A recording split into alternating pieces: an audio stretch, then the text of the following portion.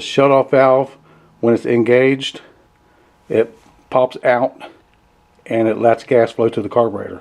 When the engine is off and the key's off, it disengages. A little plunger will go out and it will block the gas off to keep from flooding the carburetor out. So if you're having problems, check this, make sure it's working, because if you go in here and take and file this plunger down or alter it in any way to where it don't work, your carburetor will continue to flood out. You'll have to put a gas shutoff valve on your gas line. And this here, for this carburetor, this is $153 and some change. So just be aware of that. And now let's just put the carburetor back on. As you can see, it got dark on me, so. Okay, now that the linkages are hooked up, I'll go ahead and put the rest of the carburetor right there on. There's the breather part that goes on just like this.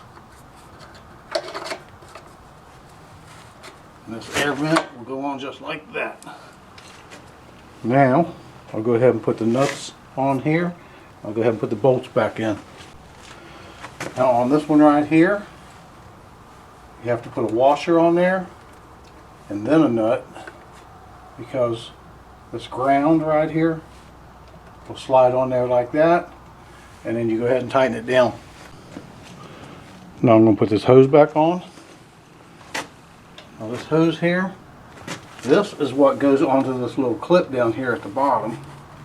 Just make sure it goes in there after you put it on right here.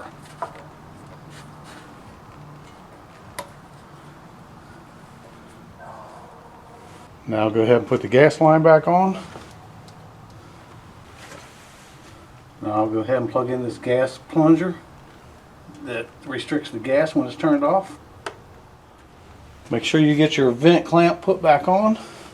Now I'll go ahead and put this on. All I gotta do is get it lined up and slide it down.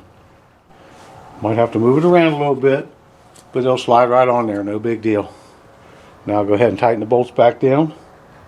Remember, there's 5 of them. Now since I pulled this hose off, I'll go ahead and put it back on.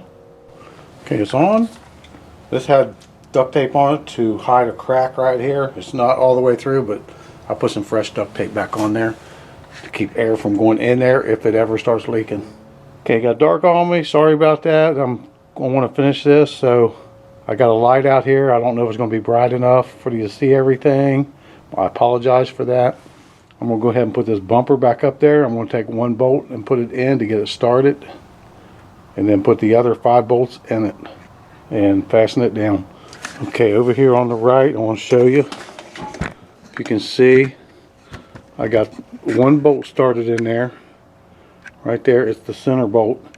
Now I'm going to go ahead and put the center bolt in the other side, and I'm going to go ahead and put the rest of the bolts in and tighten it down, and this job will be complete. I'll see how it runs tomorrow. Like, comment, subscribe, share with friends. Thanks for watching.